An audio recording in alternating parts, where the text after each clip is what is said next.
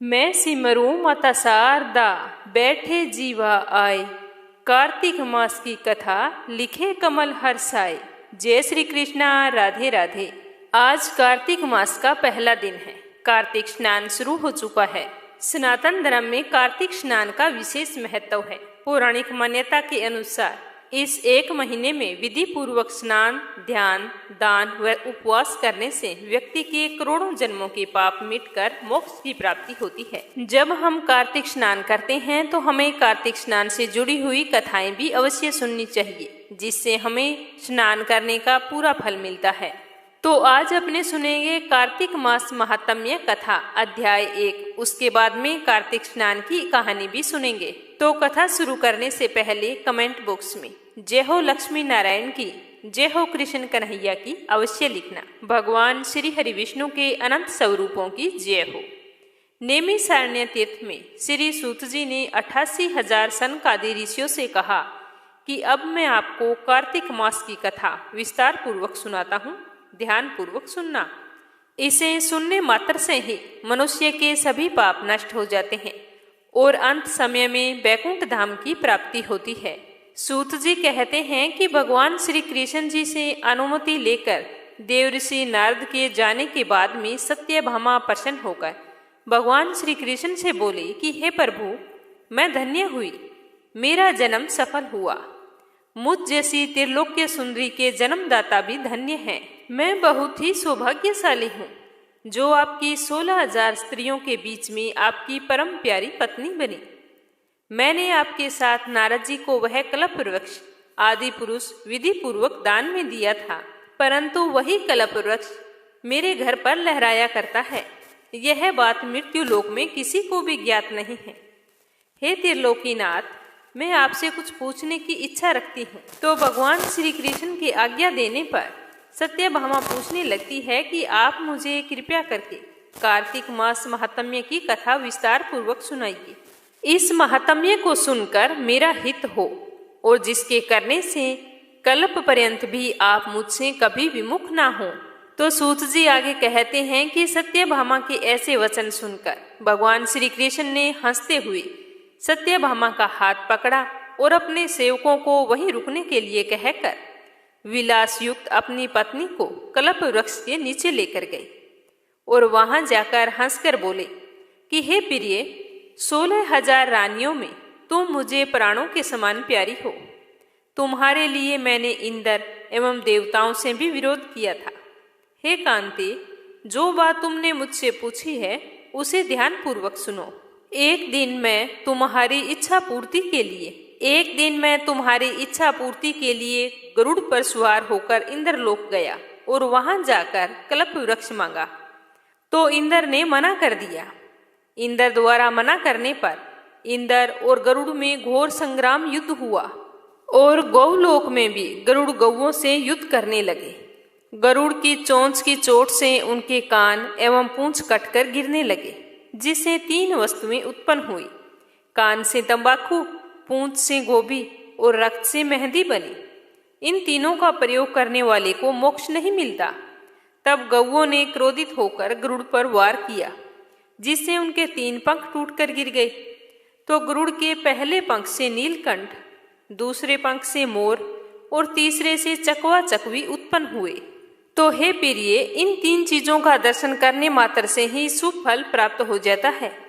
तो यह सुनकर सत्यभामा ने कहा कि हे प्रभु, कृपया मुझे मेरे पूर्व जन्म के विषय में बताइए कि मैंने पूर्व जन्म में कौन कौन से दान, व्रत व जप नहीं किए हैं और मेरा स्वभाव कैसा था, मेरे जन्मदाता कौन थे और मुझे मृत्यु लोक में जन्म क्यों लेना पड़ा। मैंने ऐसा कौन सा पुण्य कर्म किया था जिससे मैं आपकी अर्धांगिनी हुई। तो श्री कृष्ण भगवान कहने लगे कि हे प्रिय, अब मैं तुम्हारे द्वारा पूर्व जन्म में किए गए पुण्य कर्मों को विस्तार पूर्वक कहता हूँ, उसे सुनना। पूर्व समय में सतयुग के अंत में मायापुरी में अत्रि गोत्र में वेद वेदांत का ज्ञाता देव शर्मा नामक एक ब्राह्मण निवास करता था। वह प्रतिदिन अतिथियों की सेवा, हवन और सूर्य भगवान का पूजन किया करता था। वह सूर्य के समान तेजस्वी था। वृद्धावस्था में उसे गुणवती नामक कन्या की प्राप्ति हुई। उस पुत्रहीन ब्राह्मण ने अपनी कन्या का विवाह अपने ही चंदर नामक एक शिष्य के साथ कर दिया। वह चंदर को अपने पुत्र के समान मानता था और चंदर भी उसे अपने पिता की भांति सम्मान देता था। एक दिन वे दोनों कुश व समिधा लेने के लिए जंगल में गए। जब वे हिमालय की तलहटी में भ्रमण कर रहे थे, तब उन्हें एक राक्षस आता हुआ दिखाई दिया। उस राक्षस को देखकर भय के कारण उनके अंग शिथिल हो गए और वे वहां से भागने में असमर्थ हो गए। तब उस काल के समान राक्षस ने उन दोनों को मार डाला। लेकिन वो तो धर्मात्मा थे, इसीलिए मेरे पार्षद उन्हें मेरे बैकुंठ धाम में मेरे पास ले आए। उन दोनों द्वारा आजीवन सूर्य भगवान की पूजा किए जाने के कारण मैं उन दोनों पर अति प्रसन्न हुआ। गणेश जी, शिव जी, सूर्य व देवी, इन सब की पूजा करने वाले मनुष्य को स्वर्ग की प्राप्ति होती है। मैं एक होता हुआ भी काल और कर्मों के भेद से 5 प्रकार का होता हूँ। जैसे एक देवदत्त, पिता, भ्राता आदि नामों से पुकारा जाता है। जब वे दोनों विमान पर आरूढ़ होकर सूर्य के समान तेजस्वी, रूपवान, चंदन की माला धारण किए हुए मेरे भवन में आए, तो वे दिव्य भोगों को भोगने लगे। और उधर गुणवती को जब पता चला कि एक राक्षस ने उसके पिता एवं पति दोनों को मार दिया है, तो वह विलाप करने लगी और कहने लगी कि हे नाथ, हे पिताश्री, मुझको त्याग कर तुम कहाँ चले गए? मैं अकेली स्त्री तुम्हारे बिना अब क्या करूंगी? मेरे भोजन, वस्त्र आदि की व्यवस्था कौन करेगा? घर में प्रेम पूर्वक मेरा पालन पोषण कौन करेगा? मैं कुछ भी नहीं कर सकती। मुझ विधवा की रक्षा कौन करेगा? मैं कहाँ जाऊं, क्या करूं? मेरे पास कोई ठिकाना नहीं है। इस प्रकार विलाप करती हुई गुणवती चक्कर खाकर धरती पर गिर पड़ी और बेहोश हो गई। बहुत देर तक वह बेहोशी की हालत में पड़ी रही। जब उसे होश आया तो वह पहले की भांति करुण विलाप करते हुए शोक सागर में डूब गई। कुछ समय तक वो वैसे ही रही, लेकिन कुछ समय बीतने के बाद में जब उसने अपने आप को संभाला तो उसे ध्यान आया कि उसके पिता और पति की मृत्यु के बाद मुझे उनकी क्रिया करनी चाहिए, जिनसे उनको गति की प्राप्ति हो। तो गुणवती ने उनकी गति करवाने के लिए अपने घर का सारा सामान बेच दिया और उसे जो धन प्राप्त हुआ उसे अपने पिता का और पति का श्राद्ध आदि कर्म किया। उसके बाद में उसी नगर में रहते हुए वो 8 पहर भगवान विष्णु की भक्ति करने लगी। उसने मृत्यु पर्यंत तक नियम पूर्वक सभी एकादशियों का व्रत और कार्तिक महीने में उपवास और पूजा पाठ किए। इसीलिए हे प्रिय, एकादशी और कार्तिक व्रत मुझे बहुत ही ज्यादा प्रिय है। इनसे मुक्ति, भुक्ति, पुत्र तथा संपत्ति प्राप्त होती है। कार्तिक मास में जब तुला राशि पर सूर्य आता है, तब ब्रह्म मुहूर्त में उठकर स्नान करने व व्रत और पूजा पाठ करने वाले मनुष्य मुझे बहुत ही प्रिय होते हैं, क्योंकि यदि उन्होंने पाप भी किए हों तो भी स्नान व व्रत के प्रभाव से उन्हें मोक्ष की प्राप्ति हो जाती है। कार्तिक मास में स्नान, जागरण, दीपदान तथा तुलसी के पौधे की रक्षा करने वाले मनुष्य साक्षात भगवान विष्णु के समान हैं। कार्तिक मास में मंदिर में झाड़ू लगाने वाले, स्वास्तिक बनाने वाले, भगवान विष्णु की पूजा करने वाले मनुष्य जन्म मरण के चक्कर से छूटकर मोक्ष को प्राप्त होते हैं। जब इस तरह का महात्म्य गुणवती ने सुना तो वो भी प्रतिवर्ष श्रद्धा पूर्वक कार्तिक का व्रत और कार्तिक स्नान करती। भगवान विष्णु की पूजा बड़े ही श्रद्धा भाव से करती। ऐसा करते करते सालों बीत गए। एक बार उसे बहुत ही तेज बुखार आ गया और वह बिल्कुल कमजोर हो गई। फिर भी वह किसी प्रकार गंगा स्नान के लिए चली गई। गंगा तक तो पहुंच गई, परंतु शीत के कारण वह बुरी तरह से कांप रही थी। फिर भी उसने गंगा जी में डुबकी लगाई। डुबकी लगाकर जैसे ही वो गंगा तट पर आई तो उसकी मृत्यु हो गई। तब मेरे यानी कि भगवान विष्णु के दूत उसे मेरे धाम में ले आए। उसके पश्चात ब्रह्मा जी और अन्य देवताओं की प्रार्थना पर जब मैंने श्री कृष्ण का अवतार लिया तो मेरे गण भी मेरे साथ इसी पृथ्वी पर आए, जो इस समय यादव हैं। तुम्हारे पिता पुनर्जन्म में देव शर्मा थे, जो इस समय स्त्राजित हैं। पूर्व जन्म में चंद्र शर्मा, जो तुम्हारा पति था, वह डाकू है। और हे देवी, तू ही गुणवती है। कार्तिक व्रत के प्रभाव के कारण ही तू मेरी अर्धांगिनी हुई है। पूर्व जन्म में तुमने मेरे मंदिर के द्वार पर तुलसी का पौधा लगाया था। इस समय वह तेरे महलों के आंगन में कल्प वृक्ष के रूप में विद्यमान है। उस जन्म में तुमने जो दीप दान किया था, उसी के कारण तुम्हारी देह इतनी सुंदर है। तुम्हारे घर में साक्षात लक्ष्मी का वास है। तुमने पूर्व जन्म में अपने सभी व्रतों का फल पति स्वरूप विष्णु जी को अर्पित किया था। उसी के प्रभाव से तुम इस जन्म में मेरी प्रिय पत्नी हुई हो। पूर्व जन्म में तुमने नियम पूर्वक जो कार्तिक मास का व्रत किया था, उसी के कारण मेरा और तुम्हारा कभी वियोग नहीं होगा। इस प्रकार कार्तिक मास में व्रत आदि करने वाले मनुष्य मुझे तुम्हारे समान प्रिय हैं। दूसरे जप तप यज्ञ दान आदि करने से प्राप्त फल कार्तिक मास में किए गए व्रत के फल से बहुत ही थोड़ा होता है, अर्थात कार्तिक मास के व्रतों का 16वां भाग भी नहीं होता। इस प्रकार सत्यभामा भगवान श्री कृष्ण के मुख से अपने पूर्व जन्म के पुण्य प्रभाव सुनकर बहुत ही प्रसन्न हुई। तो ये था कार्तिक मास का महात्म्य।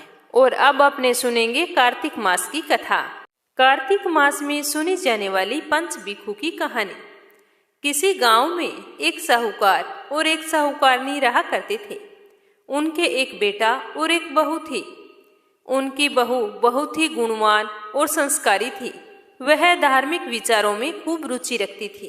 वह व्रत और पूजा पाठ हमेशा बड़ी ही श्रद्धा भाव से किया करती थी। उसका एक नियम था कि वह कार्तिक माह में पूरे कार्तिक माह नित्य प्रतिदिन सुबह सवेरे जल्दी उठकर नदी में स्नान करने के लिए जाया करती थी। और स्नान करने के बाद सबसे पहले वो राई दामोदर जी भगवान के दर्शन करती थी। उनके दर्शन करने से पहले किसी पराये पुरुष का मुंह नहीं देखती। इसीलिए वो सुबह जल्दी उठकर स्नान करने के लिए जाती, स्नान करती, फिर राई दामोदर जी के दर्शन करके कार्तिक माह की कहानियां सुनती, तुलसी जी की पूजा करती। उसी के बाद कोई अन्य काम करती। उसी गांव में एक राजकुमार था। वो भी सुबह जल्दी स्नान करने के लिए नदी तट पर जाता था। उसे लगता कि कोई तो है जो मुझसे पहले स्नान करके जाता है, पर ऐसा कौन है जो मुझसे पहले स्नान करके चला जाता है। वो रोजाना जब भी स्नान करने के लिए आता तो इधर उधर देखता, पर उसे कोई भी दिखाई नहीं देता। ऐसा करते करते पूरा कार्तिक माह बीत चुका था। सिर्फ 5 ही दिन बाकी बचे थे कि एक दिन साहूकार की पुत्र वधू तो स्नान करके वापस जा रही थी और उसी समय वह राजकुमार स्नान करने के लिए आ रहा था।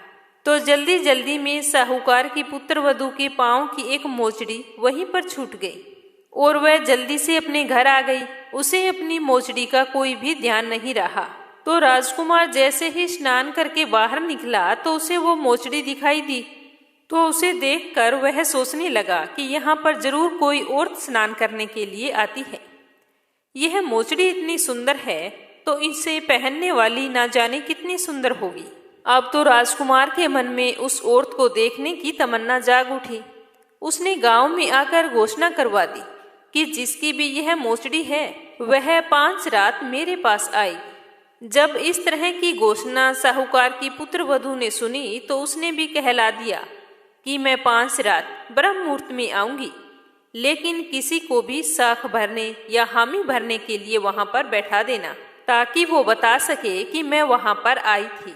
जब राजकुमार ने यह खबर सुनी तो राजकुमार ने एक बोलने वाले तोते को पिंजरे में बंद करके नदी किनारे पेड़ पर टांग दिया। साहूकार की पुत्र वधू सुबह के समय आई। पहली पौड़ी पर पैर रखकर बोली कि हे कार्तिक के ठाकुर राई दामोदर जी, 5 पांडु छठे नारायण भीखम राजा, उस पापी को नींद आ जाए। तो राजा के बेटे को नींद आ गई।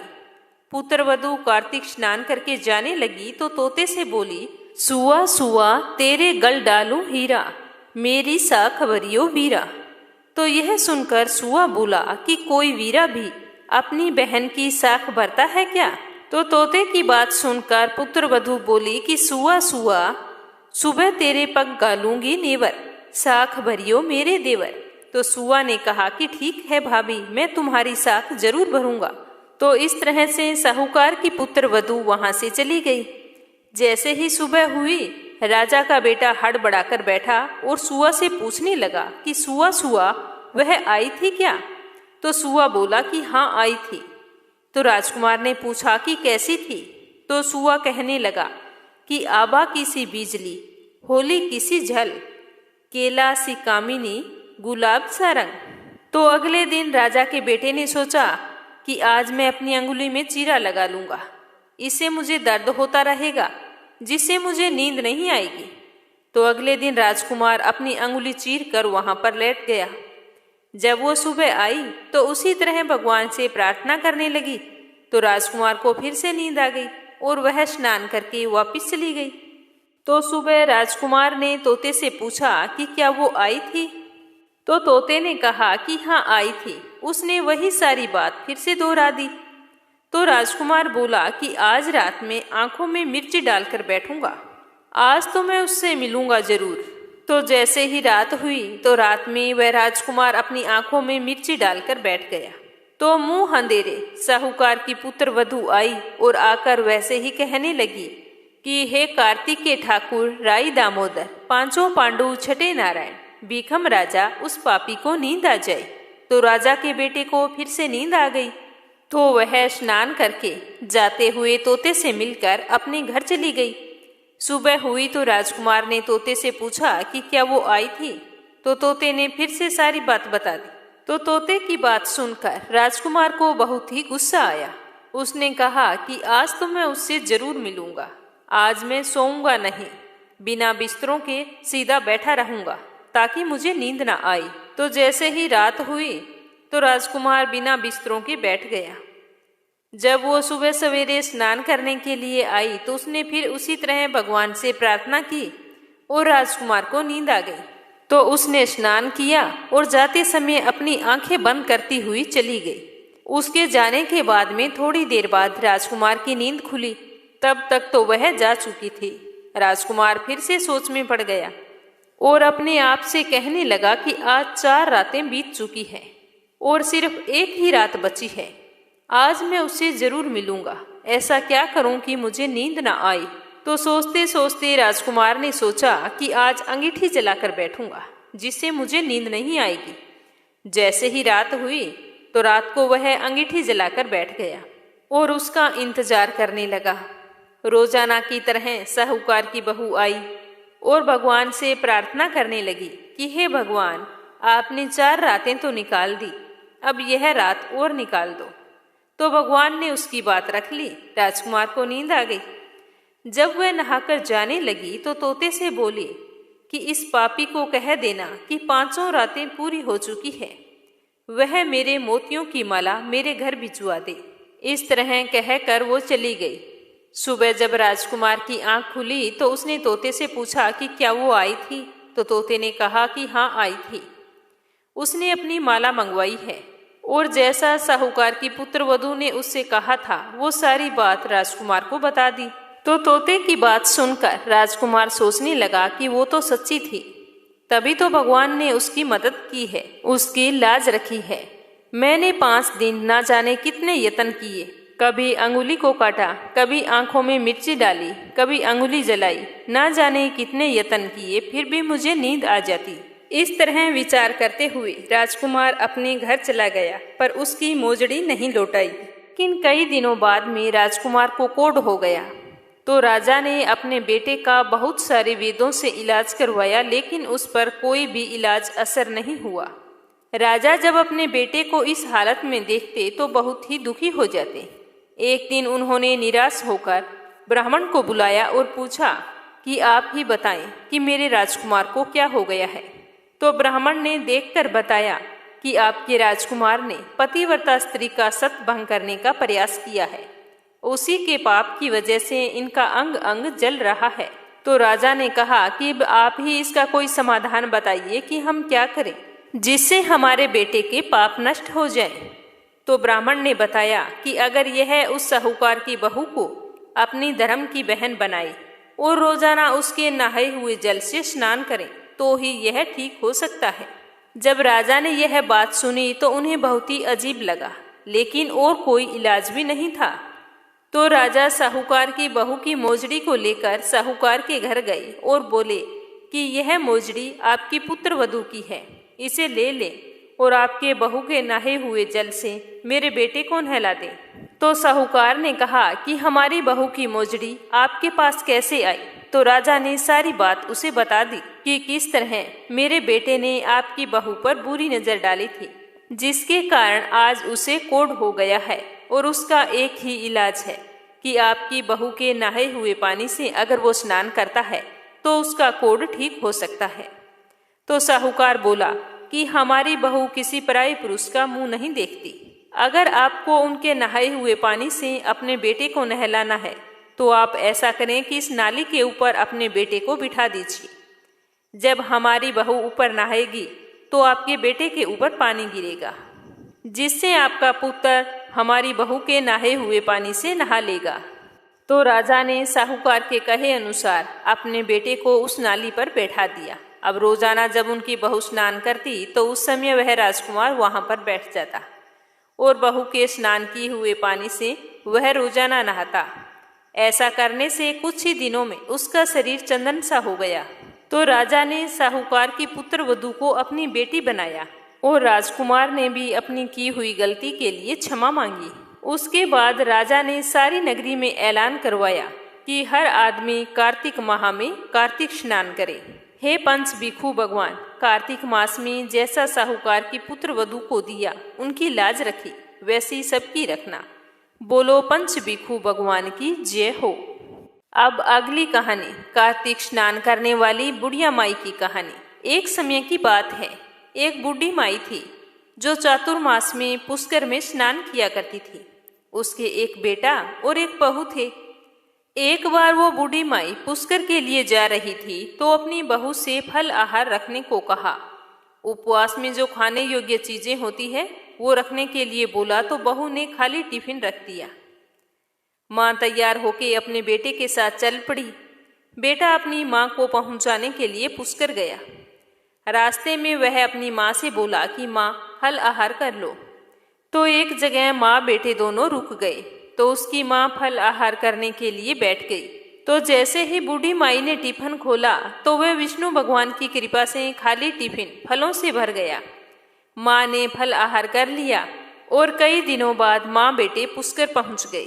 पुष्कर जाने के बाद में माँ ने अपने बेटे से कहा कि बेटा मेरे लिए झोंपड़ी बना दे और तू वापिस चला जा, घर पर बहू अकेली है। तो अपनी माँ के कहे अनुसार उसके बेटे ने अपनी माँ के लिए झोंपड़ी बनाई और घर पर वापिस आ गया। उसी रात बूढ़ी माई की झोंपड़ी पर श्रावण मास आया और बोला कि बूढ़ी माई दरवाजा खोल। तब बूढ़ी माई ने पूछा कि आप कौन हैं? तो वो बोला कि मैं सावन का महीना। तो बुढ़िया ने तुरंत दरवाजा खोल दिया। बूढ़ी माई ने शिव पार्वती की पूजा अर्चना की, बेलपत्र से अभिषेक किया। जाते समय श्रावण मास ने, जिससे झोंपड़ी की एक दीवार सोने की हो गई। इस तरह बूढ़ी माई पूरे सावन के महीने स्नान करती रही, पूजा पाठ करती रही। सावन का महीना बीत गया, फिर भाद्रपद का महीना आया। तो उसी रात्रि को भाद्रपद ने आकर बूढ़ी माई का दरवाजा खटखटाया। तो बूढ़ी माई ने पूछा कि कौन हो? तो वह बोला कि मैं भादों का महीना। तो यह सुनकर बूढ़ी माई ने झट से दरवाजा खोल दिया। सत्तू बनाकर कजरी तीज मनाई। तो भाद्रपद मास उसकी श्रद्धा भक्ति देखकर बहुत ही प्रसन्न हुए और बूढ़ी माई को आशीर्वाद दिया, जिसे झोंपड़ी की दूसरी दीवार भी सोने की हो गई। फिर अश्विनी मास आया, उसने भी दरवाजा खटखटाया। बूढ़ी माई ने पूछा कि कौन हो? तो उसने कहा कि मैं अश्विनी मास हूँ। तो बूढ़ी माई ने अत्यंत प्रसन्नता के साथ दरवाजा खोला, पितरों का तर्पण किया, ब्राह्मणों को भोजन कराकर श्राद्ध किया। नवरात्रि में माँ दुर्गा के कलश की स्थापना की, अखंड ज्योति जलाई, माँ दुर्गा को प्रसन्न किया। सत्य के विजय दिवस के रूप में दशहरा मनाया। तो अश्विनी मास उनकी श्रद्धा भक्ति से बहुत ही प्रसन्न हुए और प्रसन्न होकर तीसरी दीवार भी बहुमूल्य रत्नों से जड़ित करवाकर बूढ़ी माई को सदैव प्रसन्न रहने का आशीर्वाद देकर चले गए। इन तीनों के आने के बाद में कार्तिक का महीना आया। उसने भी दरवाजा खोलने को कहा। तो बूढ़ी माई ने दरवाजा खोला और बहुत ही प्रसन्न हुई। प्रसन्न मन से कार्तिक स्नान किया, दीप दान करके दीपावली, गोवर्धन, भाई दूज, गोपाष्टमी, आंवला नवमी मनाई। कार्तिक मास ने जाते समय आशीर्वाद दिया तो उनके आशीर्वाद से झोंपड़ी की जगह एक सुंदर सा महल बन गया। अब तो बूढ़ी माई गरीबों की सेवा करती, भजन कीर्तन में अपना समय व्यतीत करने लगी। जैसे ही चातुर्मास समाप्त हुआ, बेटा अपनी माँ को लेने के लिए आया तो माँ और झोंपड़ी को वह तो पहचान नहीं सका। पड़ोसियों से पूछने लगा कि यहाँ पर मेरी माँ थी जो झोंपड़ी में रहती थी। तो पड़ोसियों ने बताया कि उसी झोंपड़ी की जगह यह महल बन गया है और इसी के अंदर जो बैठी है वह तुम्हारी माँ है। तो यह सुनते ही बेटा अपनी माँ के चरणों में गिरकर बोला कि माँ तुम घर चलो। तो उसकी माँ सारे सामान को साथ लेकर अपने बेटे के साथ अपने घर चली आई। सासू माँ के ठाठ देखकर बहू के मन में लालच आ गया और अपनी सास से पूछा कि माँ जी यह सब कुछ कैसे हुआ। तो उसकी सास ने सारा विधान कह सुनाया। तो बहू ने सोचा कि क्यों न मेरी माँ को भी पूछकर छोड़ आती हूँ, खूब सारा धन हो जाएगा। तो उसने अपने पति से कहा कि मेरी माँ को भी पूछकर छोड़कर आओ। तो वह अपनी माँ के पुष्कर जाने की तैयारी करने लगी। खूब सारे पकवान और व्यंजन बनाकर साथ डाले और इस तरह अपनी माँ को विदा कर दिया। जैसे ही उसका पति अपनी सास को लेकर पुष्कर पहुंचा तो उसकी सास ने अपनी बेटी के कहे अनुसार कहा कि दामाद जी मेरे लिए यहाँ पर झोंपड़ी बना दो और तुम घर चले जाओ। तो दामाद जी ने अपनी सास के लिए झोंपड़ी बना दी और घर चला आया। परंतु बहू की माँ की तो बिल्कुल भी धर्म कर्म में रुचि नहीं थी। वह तो चारों समय भोजन करती और दिन भर सोती रहती। चारों मास बारी बारी आए और उसे सोता हुआ देखकर चले गए। जैसे ही चातुर्मास समाप्त हुआ, झोंपड़ी तो गिर गई और बहू की माँ गधी की योनि में चली गई। क्योंकि औरत लक्ष्मी का रूप है और लक्ष्मी की तरह चंचल होना चाहिए। भगवान की पूजा और अतिथि का सम्मान और दान पुण्य अवश्य करना चाहिए। तो बहू की माँ ने तो ऐसा कुछ किया नहीं, इसीलिए वो गधी की योनि में चली गई।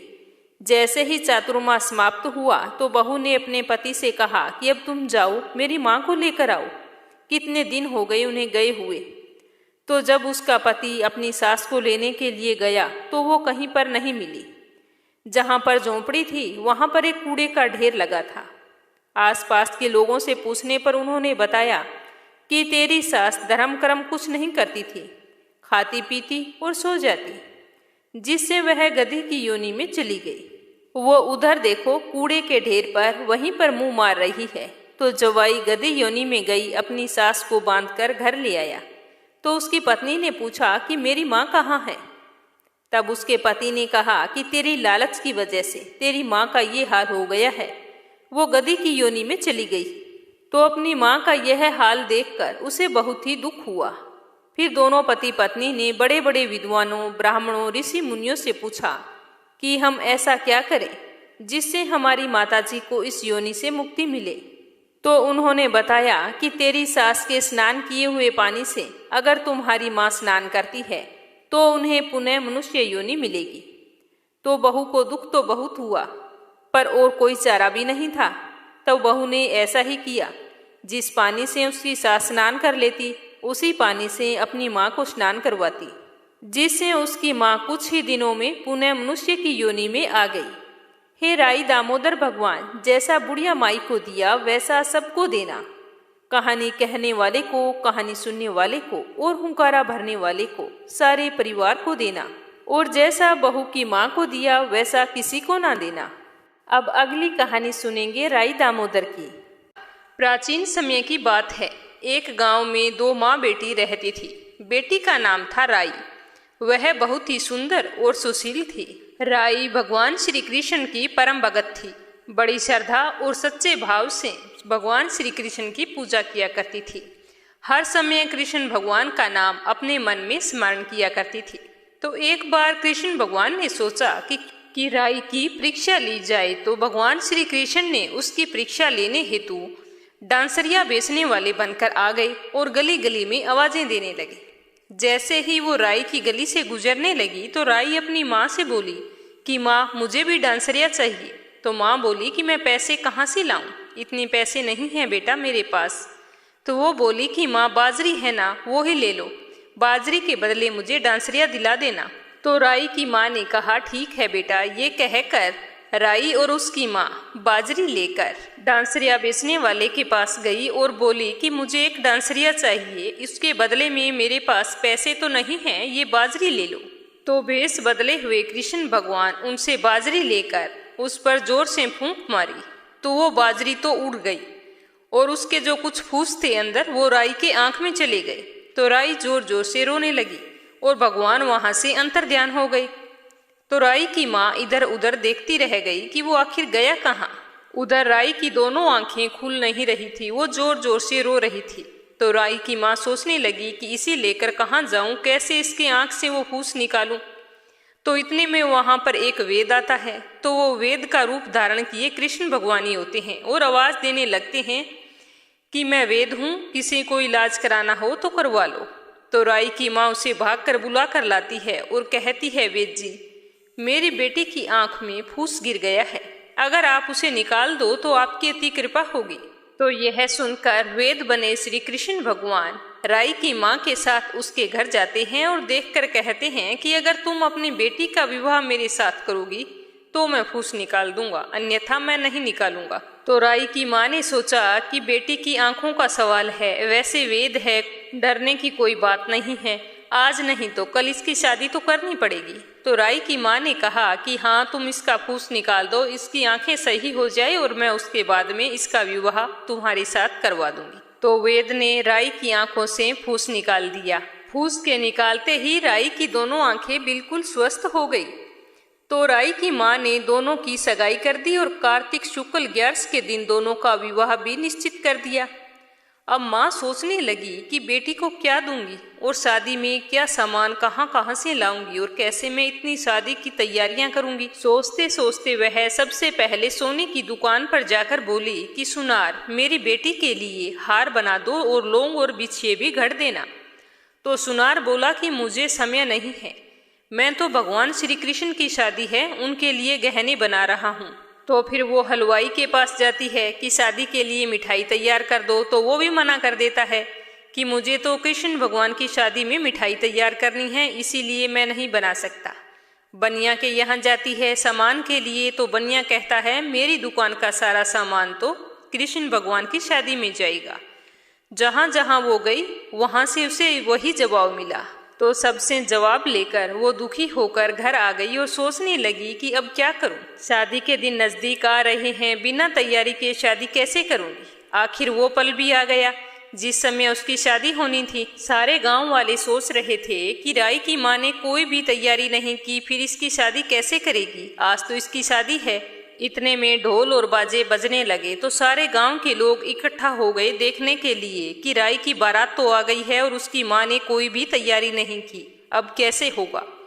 तो जैसे ही राई का दूल्हा तोरण पर आता है और राई की माँ वहां पर स्वागत के लिए जाती है तो देखती है कि सामने दूल्हे के रूप में स्वयं भगवान श्री कृष्ण जी खड़े हैं। तो उन्हें देखकर वो फूली नहीं समाती और देखती है कि उसकी झोंपड़ी तो महल में बदल गई है और ठाठ से विवाह की तैयारियां हो रही है। भगवान श्री कृष्ण की माया से राई के विवाह की सारी तैयारियां हो गई, गहने कपड़े लत्ते अड़ोसी पड़ोसी मिठाइयां सब कुछ तैयार हो गई वहां पर। तो माँ ने खूब ठाठ से राई का विवाह भगवान श्री कृष्ण के साथ कर दिया और अच्छी तरह से विदाई भी कर दी। कृष्ण जी राई को लेकर द्वारका चले गए और वहां जाकर राई को लेकर एक अलग महल में रहने लगे। अब वो दूसरी रानियों के पास ना जाते थे ना बोलते थे। तो यह देखकर भगवान श्री कृष्ण की दूसरी रानियां राई से ईर्ष्या करने लगी। ऐसा करते करते 7-8 महीने बीत गए और सावन का महीना आया तो राई तो पीहर गई। तो भगवान जी ने सोचा कि राई के लिए तीज बेचता। तो कृष्ण जी ने 7 जरी के बेस व 5 सोने के पचेट्टे रखे और 2 हंसों को बुलाया और बोला कि सीधे सीधे राई के पास जाना है और कहीं बीच में मत रुकना, राई के पीहर चले जाओ। तो हंसों ने कहा ठीक है, आज्ञा मानकर चल पड़े।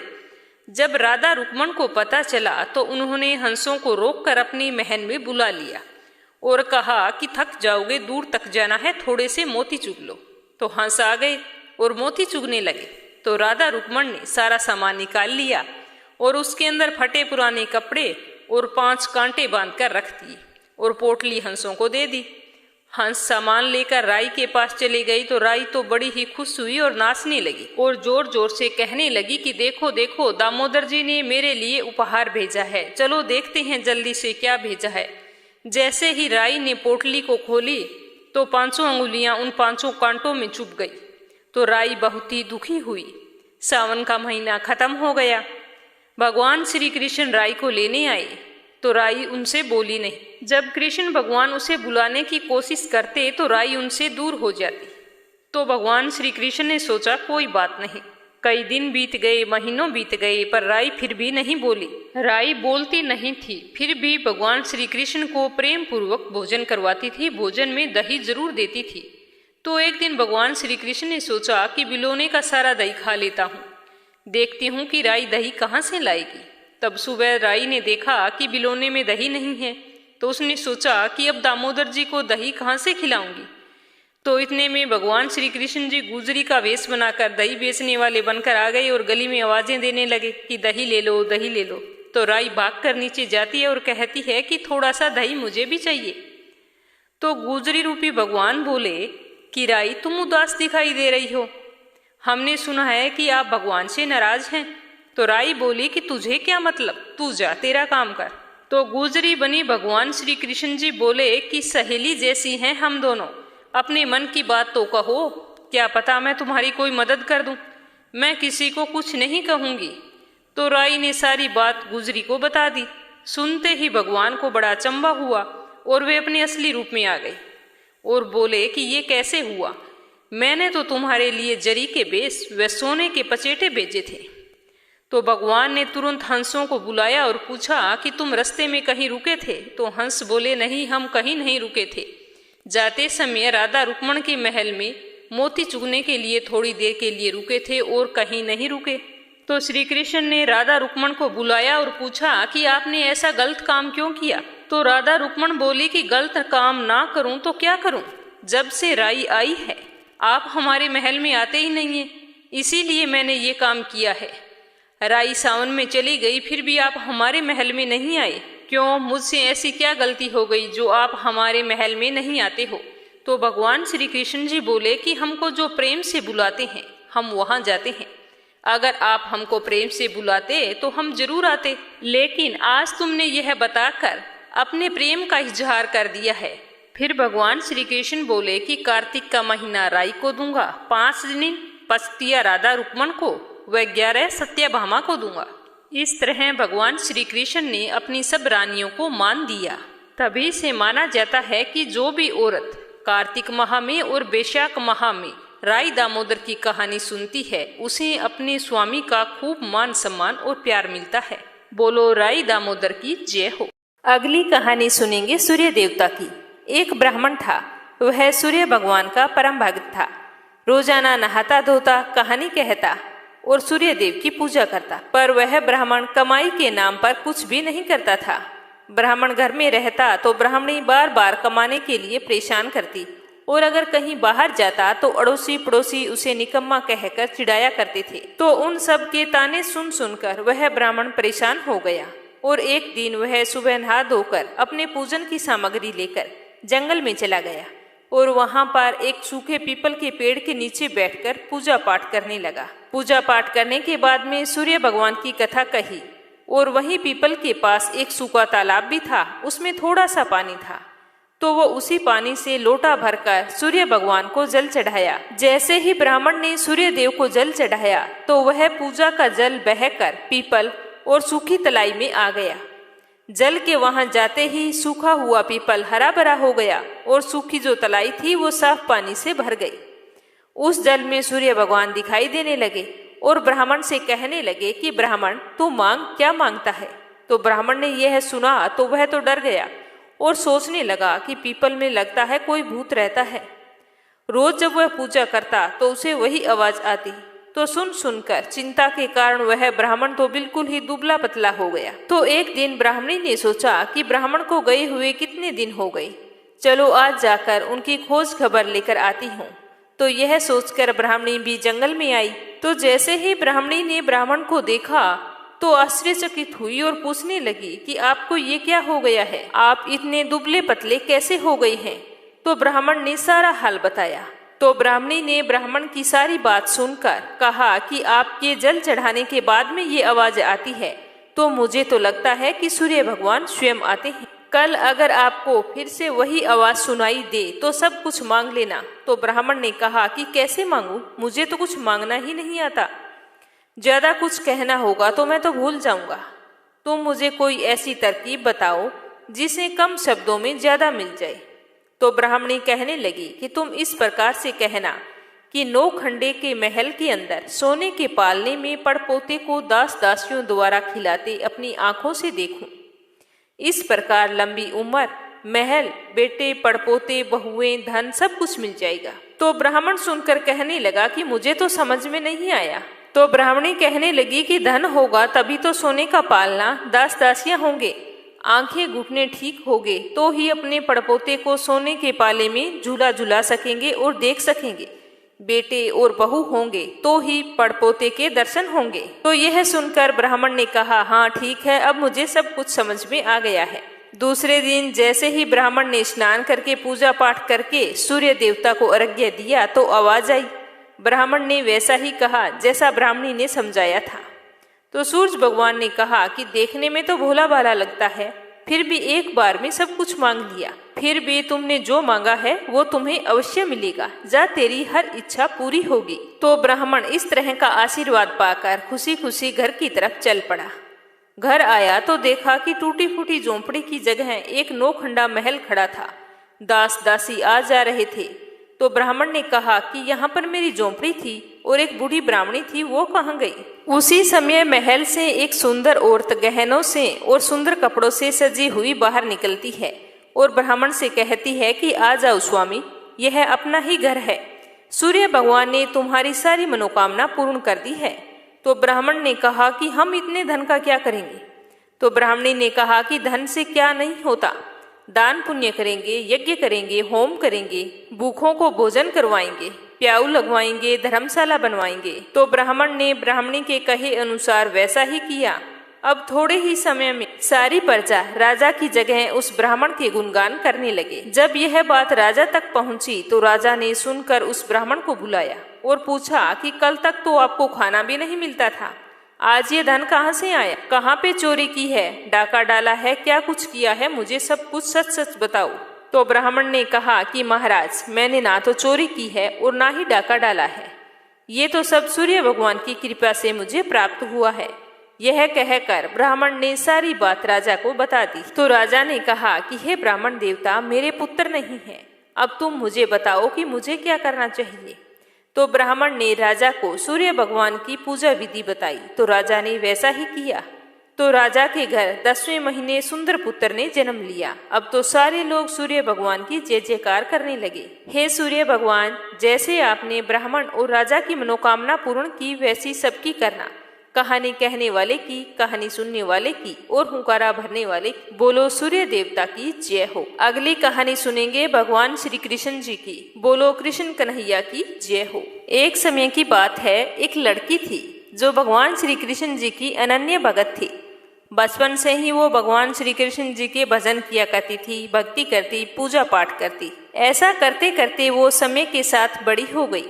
भगवान जी की कृपा से उसका विवाह भी श्री धाम वृंदावन में किसी अच्छे घर में हो गया। विवाह होकर पहली बार वो जब वृंदावन गई तो नई नवेली दुल्हन होने के कारण वो कहीं पर भी आ जा नहीं सकी और कुछ दिन वहां पर रहने के बाद में मायके चली आई। और थोड़े दिन बीतने पर उसका पति उसे लेने के लिए आया तो वह अपने पति के साथ फिर से वृंदावन के लिए रवाना हो गई। पहुँचते पहुँचते उन्हें शाम हो गई। पति वृंदावन में यमुना किनारे रुककर अपनी पत्नी से कहता है कि देखो, शाम का समय है, मैं यमुना जी में स्नान करके आता हूँ, तुम इस पेड़ के नीचे बैठ जाओ और सामान का ध्यान रखना, मैं थोड़े ही समय में आ जाऊंगा। अगर तुम्हें कोई काम हो तो मुझे आवाज लगा देना। इतना कहकर उसका पति वहां से चला गया और वह लड़की वहां पर बैठ गई। उसने लंबा सा घूंघट निकाल रखा था, क्योंकि गांव में ससुराल है, कोई देख लेगा तो बुरा मान जाएगा। यही सोचकर वह वहां पर घूंघट निकाल कर बैठ गई और मन ही मन विचार करने लगी कि देखो, ठाकुर जी की कितनी कृपा है।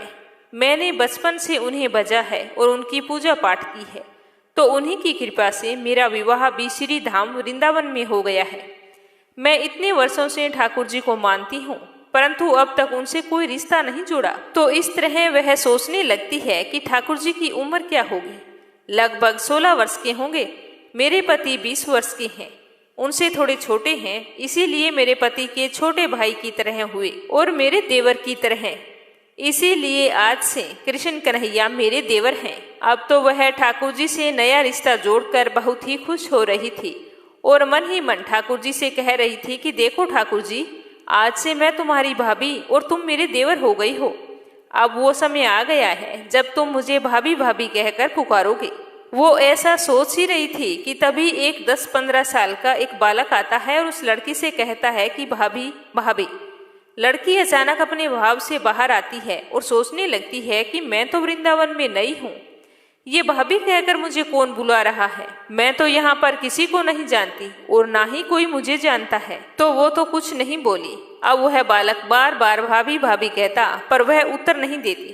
तो वह बालक धीरे से पास आया और बोला कि भाभी, अपना चेहरा तो दिखाई दो। तो वह सोचने लगी कि ये बालक तो बड़ी जिद कर रहा है, पता नहीं कौन है। इसीलिए उसने घूंघट को और भी ज्यादा कस लिया, लेकिन उस बालक ने जबरदस्ती घूंघट उठाकर चेहरा देख लिया और हंसकर वहां से भाग गया। थोड़ी देर में उसका पति वहां पर आ गया। उसने सारी बातें अपने पति को बताई। तो पति ने कहा कि इतनी बात हो गई और तूने मुझे आवाज क्यों नहीं दी। तो वह लड़की बोली कि वो तो भाग ही गया। तो पति बोला कि चिंता मत करो, वृंदावन इतना बड़ा नहीं है, कभी ना कभी किसी गली में खेलता हुआ मिल ही जाएगा। अगर तुम्हें दिखाई दे तो मुझे बता देना, ऐसा मजा चखाऊंगा कि किसी और के साथ ऐसी मजाक नहीं करेगा। फिर दोनों घर आ गए। कुछ दिन बाद उसकी सास ने अपने बेटे से कहा कि बेटा देख, तेरा विवाह हो गया है, बहू मायके से भी आ गई है और तुम दोनों ने अभी तक बांके बिहारी के दर्शन नहीं किए। कल ऐसा करना कि बहू को ठाकुर जी के दर्शन करवा के लाना। तो अपनी माँ के कहे अनुसार अगले दिन दोनों पति पत्नी ठाकुर जी के मंदिर में दर्शन के लिए जाते हैं। मंदिर में उस दिन बहुत ज्यादा भीड़ थी। तो लड़का कहने लगा कि देखो, तुम महिलाओं के साथ आगे जाकर ठाकुर जी के दर्शन करो, मैं अभी आता हूँ। तो वह तो घूंघट निकाले निकाले ही आगे बढ़ती है। तो इस तरह उसे बहुत देर हो गई। तो उसके पति ने पीछे से कहा कि अरे बावली, बिहारी जी सामने हैं और घूंघट निकाल रखा है, तो घूंघट हटाओगी नहीं तो दर्शन कैसे करोगी। चलो घूंघट उठाओ और बांके बिहारी के दर्शन करो। तो उस लड़की ने अपना घूंघट उठाया तो देखा कि बिहारी जी एकदम उसी बालक की तरह मुस्कुराते हुए दिखाई दे रहे हैं। तो वह जोर जोर से चिल्लाने लगी कि सुनिए सुनिए, जल्दी आइए। तभी उसका पति दौड़ता हुआ वहां पर आता है और कहता है कि क्या हुआ। तो वह लड़की बोली कि उस दिन जो मुझे भाभी भाभी कहकर भागा था, वह बालक आज मुझे मिल गया है। तो उसका पति कहता है कि जल्दी बताओ कहाँ है, मैं अभी उसे देख लेता हूँ। तो वह ठाकुर जी की ओर इशारा करके कहती है, ये रहा आपके सामने।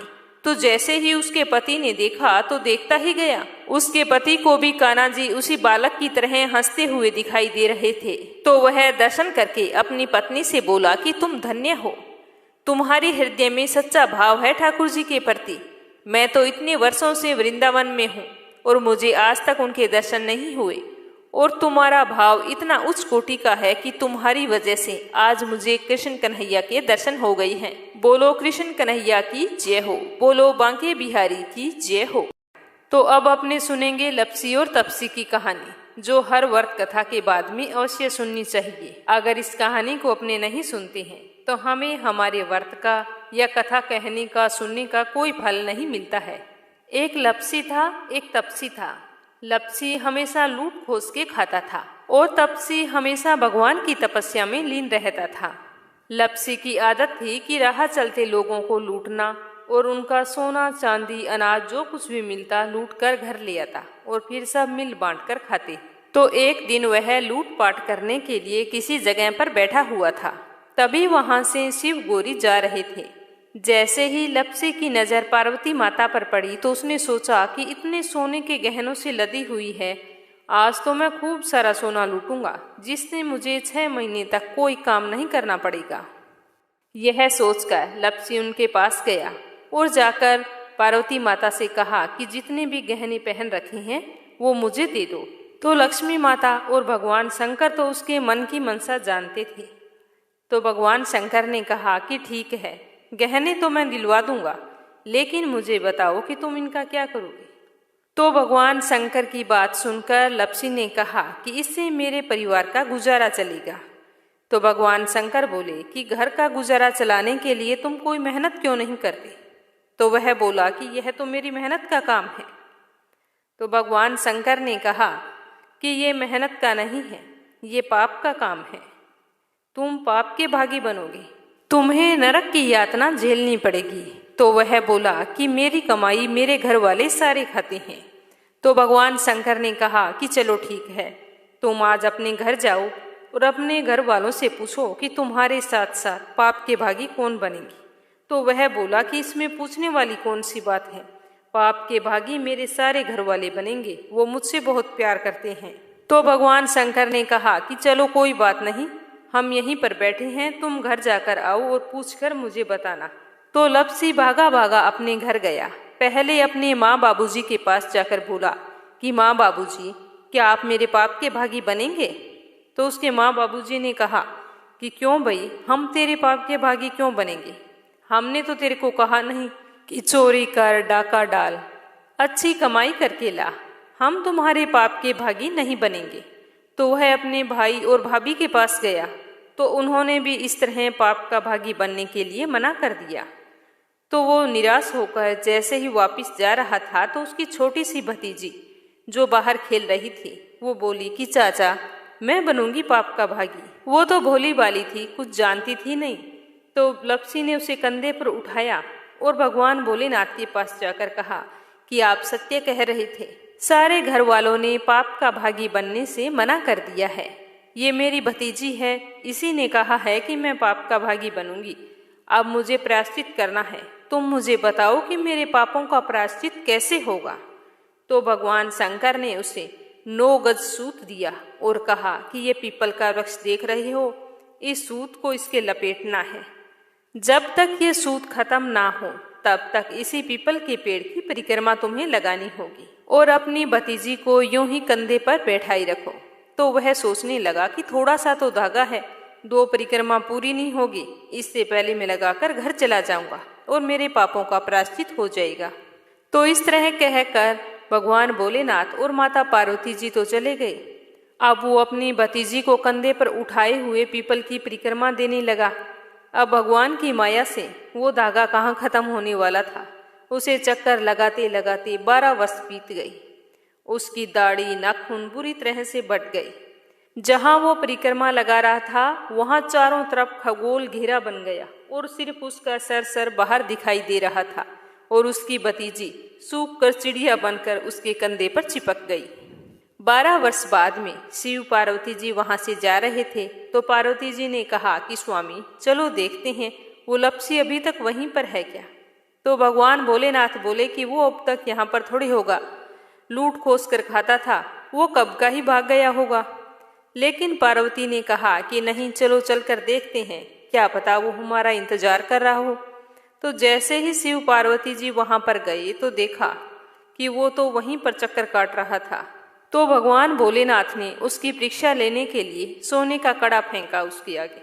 तो उसने झट से अपने पैर के नीचे दे लिया और जैसे ही उसका ध्यान शिव पार्वती की ओर गया तो उसने हाथ जोड़कर कहा कि भगवान, अब तो मेरे पाप समाप्त हो गए होंगे।